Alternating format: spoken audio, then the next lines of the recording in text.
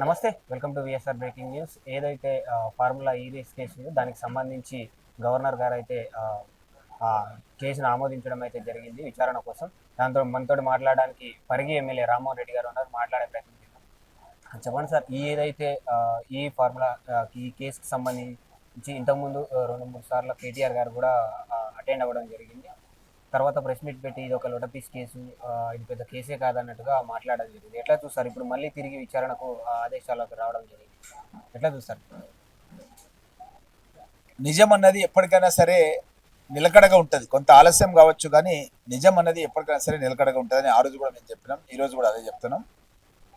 Governor గారి దగ్గర కేటీఆర్ గారిని ప్రాసిక్యూట్ చేయాల్సినటువంటి అంశం ఏదైతే తెలంగాణ ఏసీబీ కేసు పెట్టిందో అలాంటి కేసు పైన విచారణ చేయాల్సినటువంటి అవసరం ఉండే, దానికి అనుమతి గురించి మన తెలంగాణ రాష్ట్ర ప్రభుత్వం గవర్నర్ గారికి రాయడం జరిగింది. ఈరోజే గవర్నర్ గారు విచారణకు అనుమతి ఇచ్చారు. కాబట్టి ఇప్పుడు కేటీఆర్ గారు విచారణ ఫేస్ చేయాల్సి వస్తుంది. ఈ కార్ రేసింగ్ లోపల క్యాబినెట్ ఆమోదం లేకుండా ఏ విధంగా మన రాష్ట్రానికి సంబంధించినటువంటి డబ్బులను ఏ విధంగా తను ఒక అర్బన్ డెవలప్మెంట్ మున్సిపల్ మినిస్టర్గా ఉండి రాష్ట్ర ప్రభుత్వం అనుమతి లేకుండా, క్యాబినెట్ అనుమతి లేకుండా విదేశీ సంస్థలకు ఏ విధంగా డబ్బు తరలించడం జరిగింది అన్నదే మెయిన్ ఇష్యూ. ఇక్కడ ఆ ఇష్యూ పైన ఒక క్వశ్చనర్ తయారు చేస్తారు విచారణ అధికారులు.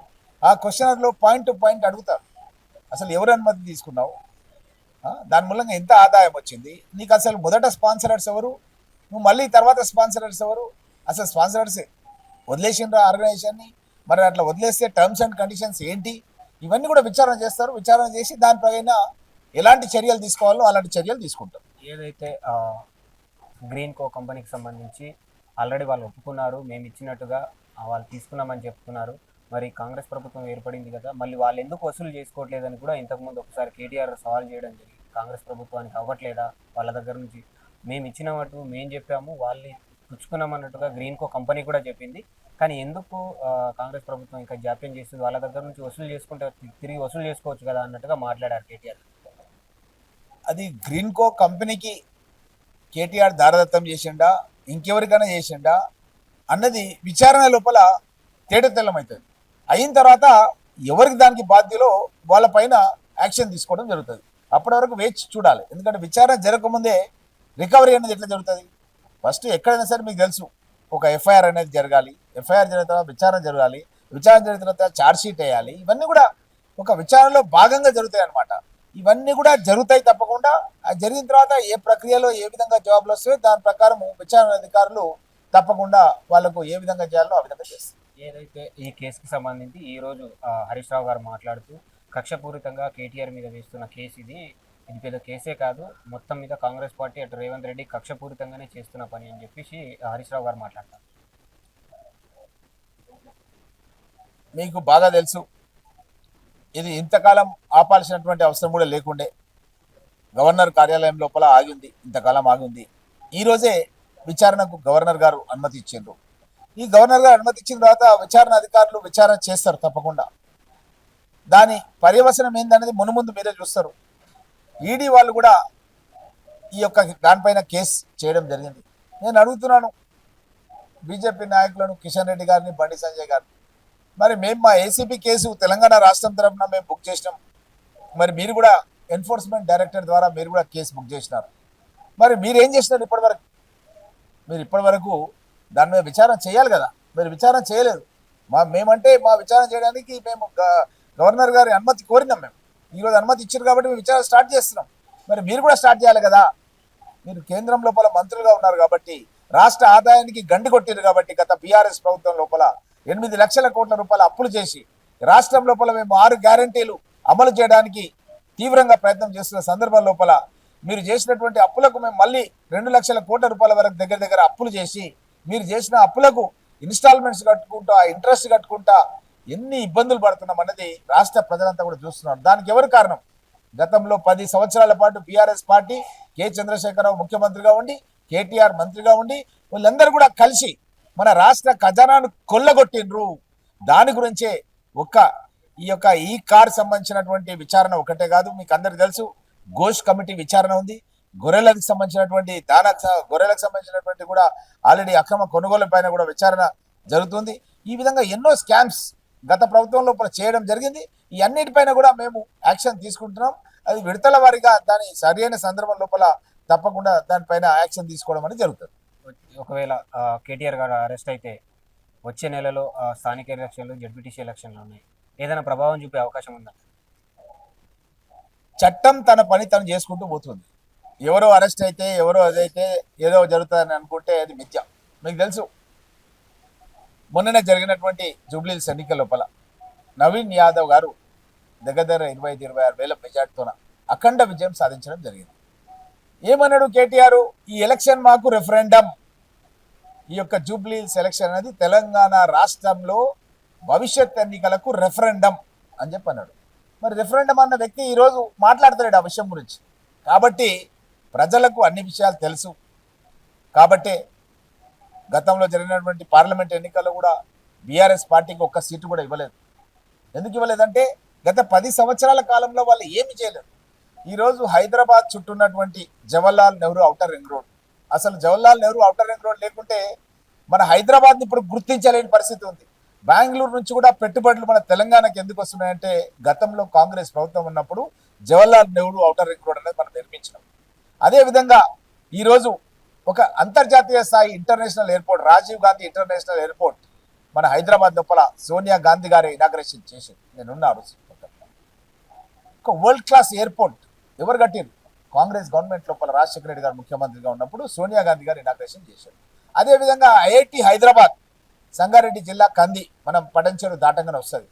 ఐఐటి హైదరాబాద్ అన్నది ఈరోజు మన ప్రపంచంలో మన దేశంలోనే ఒక మంచి ఇన్స్టిట్యూట్గా ఉండి వరల్డ్లోనే గ్లోబల్ కంపెనీస్లో జాబ్స్ మన తెలంగాణ వాళ్ళకు వస్తున్నాయంటే ఆ రోజు కాంగ్రెస్ ప్రభుత్వంలోనే ఐఐటి హైదరాబాద్ తీసుకొచ్చినాం. మరి నేను అడుగుతున్న కేసీఆర్ గారిని, కేటీఆర్ను, హరీష్ రావును, మీ ప్రభుత్వం 10 ఏళ్లలో ఇలాంటి జాతీయ సంస్థలు ఒక్కటంటే ఒక్కటి మీరు తీసుకొచ్చిండ్రా? ఇది పోను మీరు ప్రజలకు ఏం హామీ ఇచ్చారంటే ₹1,00,000 రుణమాఫీ చేస్తామన్నారు. చారానా అని ఆఖరికి ఇవ్వాల్సిన చారానా ఎగ్గొట్టిరు. ఆ చారానా అసలు రాలేదు. మేము ₹2,00,000 మాఫీ చేస్తామని చెప్పి వరంగల్లో జరిగినటువంటి సభలో మా నాయకుడు రాహుల్ గాంధీ గారు ప్రజలకు మాట ఇచ్చిన దాన్ని నిలబెట్టుకున్నాం. దగ్గర 20,000 కోట్ల రూపాయలు రైతుల ఖాతా లోపల జమ చేసినాం. 15 ఆగస్టు లోపల ఇస్తామని చెప్పినాం. 15 ఆగస్టు లోపల మేము ఆ డబ్బులన్నీ కూడా జమ చేసినాం. రైతులంతా కూడా సంతోషంగా ఉన్నారు.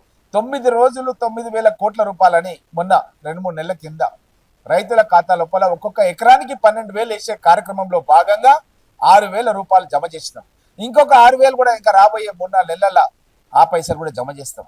భూమి లేని నిరుపేదలకు ఇందిరమ్మ ఆత్మీయ భరోసా కింద కూడా ₹12,000 జమ చేస్తున్నాం. ఇంటికి కరెంటు బిల్లు కట్టాల్సిన అవసరం లేదు. గతంలో వ్యవసాయానికి కరెంటు బిల్లు కట్టాల్సిన అవసరం లేకుండా కాంగ్రెస్ ప్రభుత్వం వచ్చినప్పుడు 2004లో అప్పుడు రాజశేఖర రెడ్డి గారు ప్రమాణ స్వీకారం చేసిన రోజే ఆ రోజు సంతకం చేసి ఆ రోజు వ్యవసాయానికి కరెంట్ బిల్ లేకుండా చేసినాం. ఈరోజు ఇంటికి కరెంట్ బిల్ లేకుండా చేసినాం. అదేవిధంగా తెల్ల రేషన్ కార్డు ఉన్న వాళ్ళందరికీ కూడా, రేషన్ కార్డు లేని వాళ్ళందరూ కూడా కొత్త రేషన్ కార్డులు ఇచ్చి ఎక్కడ లేని విధంగా ఒక్కొక్కరికి 6 కిలోల చొప్పున, ఒక ఇంట్లో 6 సభ్యులు ఉంటే 36 కిలోలు సోనా మసూరి బియ్యాన్ని ఇస్తున్నారు. ఎక్కడైనా ఇస్తున్నారా బీజేపీ పాలిత రాష్ట్రాల్లో? గతంలో 10 ఏళ్ల పాలనలో వాళ్ళు ఇచ్చిర్రా? 36 కిలోలు 6 సభ్యులుంటే 3 నెలలకు కావలసినటువంటి సోనా మసూరి బియ్యాన్ని ఇస్తున్నాం. గతం లోపల పరిస్థితి ఎట్లా ఉంటుందంటే ఆ ఇంట్లో పెళ్లి ఉంటేనో, ఆ ఇంట్లో ఏదన్నా పండుగ ఉంటేనో సోనా మసూరి బియ్యం తింటారు. ఈ రోజు ప్రతి పేదవాడు తెలంగాణ రాష్ట్ర వ్యాప్తంగా సోనా మసూరి బియ్యం తింటున్నారంటే ఇది రేవంత్ రెడ్డి గారు ముఖ్యమంత్రిగా తెలంగాణ రాష్ట్ర ప్రజలకు ఒక కానుకగా ఇచ్చిందన్న విషయాన్ని తెలియజేస్తున్నాం. ఇలాంటి కార్యక్రమాలు ఎక్కడైనా మేము అధికారంలోకి రాగానే ఆర్టీసీ బస్సులో ఉచిత ప్రయాణం కల్పించడం, మహిళలు రాష్ట్ర వ్యాప్తంగా ఒక హాస్పిటల్లో హైదరాబాద్కి వచ్చి వైద్యం చేసుకోవాలంటే మహిళలు ఈరోజు ఆర్టీసీ బస్సులో వచ్చి వాళ్ళ యొక్క ఆధార్ కార్డు చూపించేసి ఉచితంగా కార్పొరేట్ హాస్పిటల్లో కానీ, నిమ్స్ హాస్పిటల్లో కానీ, గాంధీ హాస్పిటల్లో కానీ ఉచితంగా వైద్యం చేసుకుంటున్నారు. గతంలో లేకుండే ఇది 10 లక్షల రూపాయల వరకు రాజీవ్ గాంధీ ఆరోగ్యశ్రీ పథకాన్ని తీసుకొచ్చినాం, ఎక్స్టెండ్ చేసినాం దాన్ని. ఈ విధంగా ఇన్ని పథకాలను తయారు చేసి మేము ప్రజల దగ్గర ఉన్నాం. ప్రజలంతా కూడా సంతోషంగా ఉన్నారు. రేపు జరగబెట్టేటువంటి స్థానిక సంస్థలు మొదట మేము సర్పంచ్ ఎన్నికలకు పోతున్నాం. ఈ సర్పంచ్ ఎన్నికల లోపల 3,000 కోట్ల రూపాయలు జవహర్ రోజ్గార్ యోజన అని గతంలో కాంగ్రెస్ ప్రభుత్వం అప్పుడు రాజీవ్ గాంధీ గారు ప్రధానమంత్రిగా ఉన్నప్పుడు తీసుకొచ్చింది. కేంద్రం నుంచి నేరుగా గ్రామ పంచాయతీలకు డబ్బులు ఇచ్చి గ్రామ పంచాయతీలు అభివృద్ధి చెందాలని గాంధీ గారు ఎట్లయితే పల్లెల్లోనే మన దేశం యొక్క ఆత్మ ఉంటుందని చెప్పిండో దాన్ని నిజం చేయడానికి అని చెప్పి ఆ రోజు రాజీవ్ గాంధీ గారు నేరుగా కేంద్రం నుంచి మన గ్రామ పంచాయతీలు ఇచ్చే కార్యక్రమం స్టార్ట్ చేసిండో అలాంటి డబ్బు 3,000 కోట్ల రూపాయలు కేంద్రంలో ఆగి ఉన్నాయి. సర్పంచ్ ఎన్నికలు జరుగుతూనే ఆ డబ్బు వస్తుంది. ఒక్కొక్క గ్రామ పంచాయతీకి కనీసం 50 లక్షల నుంచి 1-2 కోట్ల రూపాయల వరకు ఎన్నికలు కాగానే రాబోతున్నాయి 3,000 కోట్ల రూపాయలు. ఈ 3,000 కోట్ల రూపాయలు ఇప్పుడు గ్రామాల అభివృద్ధి గురించి చాలా అవసరం. కాబట్టి ప్రభుత్వం మొన్ననే క్యాబినెట్ మీటింగ్ పెట్టి వచ్చే నెల డిసెంబర్ 2వ వారానికల్లా ఈ యొక్క ఎన్నికల ప్రక్రియ ముగించాలి, ఒక వారం 15 రోజుల నోటిఫికేషన్ కూడా ఇవ్వాలి అన్నది నిర్ణయించారు. రాష్ట్ర వ్యాప్తంగా కాంగ్రెస్ పార్టీ శ్రేణులు చాలా సంతోషంగా ఉన్నారు. ఎక్కడ ఎన్నిక జరిగినా సరే వెంటనే కాంగ్రెస్ పార్టీ అభ్యర్థులను పోటీ లేకుండా గెలిపించాలన్న ఉత్సాహంతో ఉన్నారు. ఎందుకంటే నిన్ననే ఇందిరాగాంధీ గారి జయంతి ఉండే. ఇందిరాగాంధీ గారు రోటీ కప్పడవారు మకాన్ అంటుండే. రోటీ తినడానికి తిండి, ఉండడానికి ఇల్లు, కట్టుకోవడానికి బట్ట, పేదవాళ్ళ యొక్క కనీస అవసరాలను గుర్తించిన వీర వనిత శ్రీమతి ఇందిరాగాంధీ గారు మన దేశానికి మొట్టమొదటి మహిళా ప్రధానమంత్రిగా పనిచేశారు. భూస్వాముల దగ్గర ఉన్నటువంటి భూములను పేదవాళ్ళైనటువంటి schedule caste, schedule tribe, backward classes వాళ్ళకు, ఎకనామికలీ వీకర్ సెక్షన్స్కి తను ఆ రోజు భూ పంపిణీ కార్యక్రమం తీసుకొచ్చింది. ఆ రోజు భూమి ఉన్నా సరే దుండాలంటే కూడా డబ్బులు లేవు, నాగళ్ళు లేవు, ట్రాక్టర్ లేవు. అలాంటి పేదలకు అప్పులు ఇచ్చే పరిస్థితి లేకుంటే ప్రైవేటు బ్యాంకులను సైతం జాతీయం చేసినటువంటి వీర వనిత ఇందిరాగాంధీ గారు జాతీయం చేసి సన్నకారు రైతులకు, పేద రైతులకు అందరూ కూడా ఆ రోజు అప్పులు ఇప్పించి వ్యవసాయాన్ని చెప్పించినటువంటి వనిత ఇందిరాగాంధీ గారు. తను పేదలకు ఇండ్లు కూడా లేకుండా గుడిసెలలో ఉండి చాలా మంది అగ్ని ప్రమాదాలు చనిపోయిన సంఘటనలు గతంలో ఉంటే ఇందిరమ్మ ఇండ్లు కట్టే కార్యక్రమాన్ని గతంలో ఇందిరాగాంధీ గారు స్టార్ట్ చేస్తే రేవంత్ రెడ్డి గారు ప్రతి నియోజకవర్గానికి 3,500 ఇండ్లు ప్రతి సంవత్సరం కట్టించే విధంగా కార్యక్రమం తీసుకున్నాడు. ఈ 5 ఏళ్లలో మేము 17,500 ఇండ్లు కట్టిస్తాం. ఇంకెక్కడైనా అవసరం ఉంటే ఇంకో 2,500 ఇండ్లు ఇస్తారు ముఖ్యమంత్రి గారు. 20,000 ఇండ్లు కట్టాలనుకుంటున్నాం ప్రతి నియోజకవర్గానికి. 20,000 ఇండ్లు అంటే ఒక్కొక్క ఇంటికి 5 లక్షల రూపాయలు అంటే 1,000 కోట్ల రూపాయలు ఖర్చు పెట్టి ప్రతి నియోజకవర్గంలో కూడా ఇందిరమ్మ ఇండ్లు నిర్మాణం చేస్తాం. గతంలో కాంగ్రెస్ ప్రభుత్వం ఉన్నప్పుడు ఉదాహరణకు నా పరిగి నియోజకవర్గంలో నేను ఇన్ఛార్జ్గా ఉండి 42,000 ఇండ్లు కట్టించినాను. ఆ 42,000 ఇండ్లు ఇప్పుడు 20,000 ఇండ్లు. 62,000 ఇండ్ల కంటే ఎక్కువ మాకు అవసరం లేదు. కాబట్టి ప్రతి ఒక్కరికి కూడా పార్టీలకు అద్దంగా ఇల్లు లేని ప్రతి ఒక్కరికి కాంగ్రెస్ ప్రభుత్వం ఇల్లు కట్టిస్తుంది. నేను అడుగుతున్న బీఆర్ఎస్ నాయకులను, మీరు ఎక్కడన్నా ఏ ఊర్లో అన్నా మా యొక్క పరిగిలో కానీ, వికారాబాద్ జిల్లాలో కానీ, రంగారెడ్డి జిల్లాలో కానీ ఒక్క ఇల్లన్నా మీరు కట్టినరా? పేదవాళ్ళకి ఎవరికైనా ఇల్లు కట్టించినరా? కాబట్టి ప్రజలన్నీ కూడా గమనిస్తున్నారు.